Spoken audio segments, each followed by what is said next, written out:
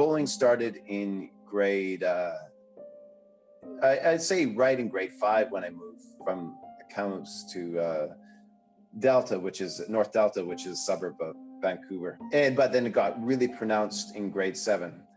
Like I was considered one of the nerds of the class because I got A's and B's. They felt relish in picking on me, making my life miserable. That was their entertainment. Over the summer, they did crank calls. They called my house and they give me threats, give my parents threats. You know, they were like it was sadistic. It was psychological bullying, and it's just like they got entertainment out of it.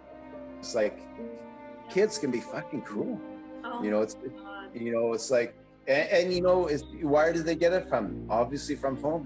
Yeah. They're copying what their parents did, or they're you know, yeah, or they're projecting what they're experiencing at home. I didn't fit in because of my culture upbringing, because I was bullied at home by my dad, and also because of my German heritage. You know, still left over in Canada. If you have a German last name, kids, people flick their nose up at you. You were the Nazis. You didn't share in the Anglo-Saxon heritage of Canada. So it's a different culture, like, you know, and also partly to do because my dad grew up in Saskatchewan. It's that difference in the culture too. He's sort of a hick from the sticks, which doesn't bode well in metropolitan Vancouver. Whereas my classical music peers came from the educated elite of downtown Vancouver. A lot of their parents were actually classical musicians who performed in the Vancouver Symphony. You know, different world. A lot of them were Jewish, and you know, different world. You know, they were very much more sophisticated. Their lives include much more diversity and, you know, and stimulus intellectually. They knew so much more than I did. Second semester of grade 9, the bullying increased, and this time my main bullies were the jocks, and they decided that I was, you know, skinny white boy. And during gym class, start calling me skinny boy. How much is skinny boy faggot weightlifting today? And, you know, and I already been called faggot by other people because I played classical music.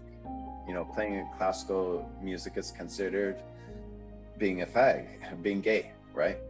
And so I got that, and that just pent up inside me. Soon after, it might have been the following day or the day, even that day later that afternoon, he wrote like an essay for English class that we both shared. So then like a week later, my brother actually, later that day, he came, we were washing dishes after dinner, and he said, I heard what happened at school today, and like there's a death warrant on your head.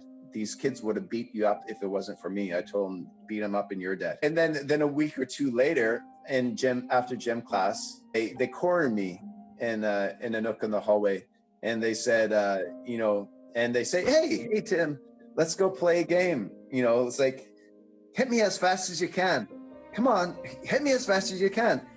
You know, and so I threw a punch, and he ducked, and then he got me into a headlock on the ground and squeezed my neck and said, if you ever do anything like that again, you if it wasn't for your brother, you'd be dead now. Like that next day, I went home and I told my father, it's like, I needed homeschool next year, so I didn't want to be bullied anymore. Well, the rest of the time, I just fantasized. I was depressed. I was just laying in bed all day.